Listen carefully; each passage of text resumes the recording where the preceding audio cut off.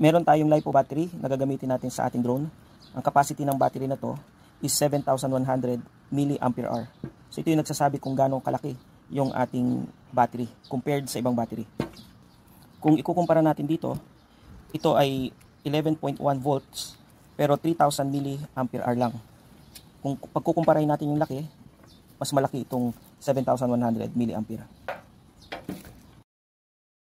Ang voltage nito is 11.1 volts na may tatlong batteries in series na tig 3.7 volts. So ang total niya is 11.1 voltage. So ang output voltage nito is 11.1.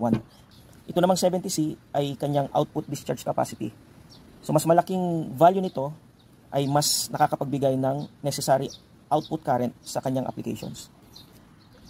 Kung ikukumpara natin dito sa battery na to, ang discharge rate niya lang is 15C. Meron din tayong digital battery capacity checker.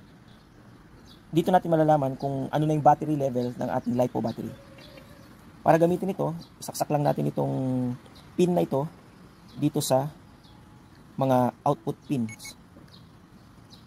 So currently, meron siyang 30% capacity.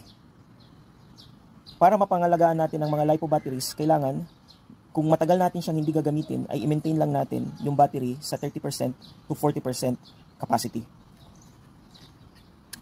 Kung gagamitin naman natin itong battery na ito, kailangan na natin siyang i-charge gamit ang isang LiPo battery charger. Itong battery charger na ito ay dual balance charger. Ibig sabihin, pwede tayong mag-charge ng dalawang battery ng sabay. So meron siyang port A at port B. Para magamit natin ito, kailangan natin siyang i-set up base sa battery na ginagamit natin. Itong LiPo battery na ito ay kailangan nang i-charge dahil 30% na lang ang kanyang capacity.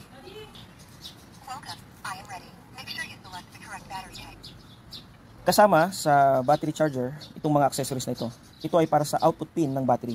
Dito natin ikakabit.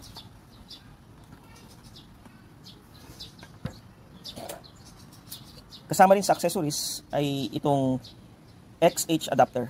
Para ito sa balancing ng ating mga batteries dahil naka-series siya. So kakabit naman natin siya dito.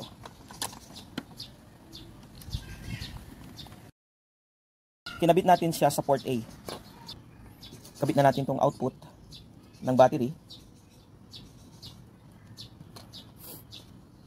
Kabit na rin natin tong XH pin sa 3S. So ito yung 3S. Maraming setting ang LiPo battery charger na to. May LiPo balance, LiPo charge, fast charging, LiPo storage, at LiPo discharge. Sa ating setting, piliin natin ang LiPo balance. Pindutin ang start.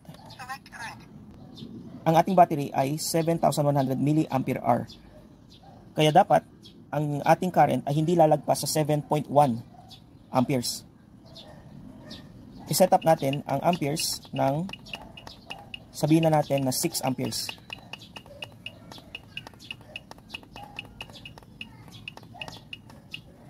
Pindutin ang start.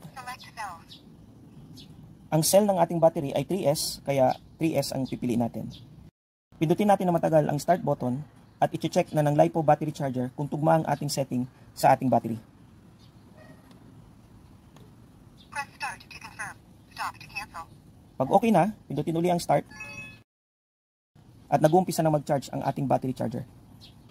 Kung gusto nating malaman ang status ng charging, pindutin lang natin itong plus button.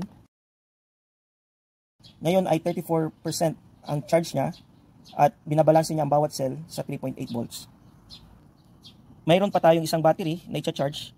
Gagamitin naman natin yung port B at susundan lang natin ang parehong setting. Pagtapos ng charging, makikita sa monitor ng charger ang salitang finish.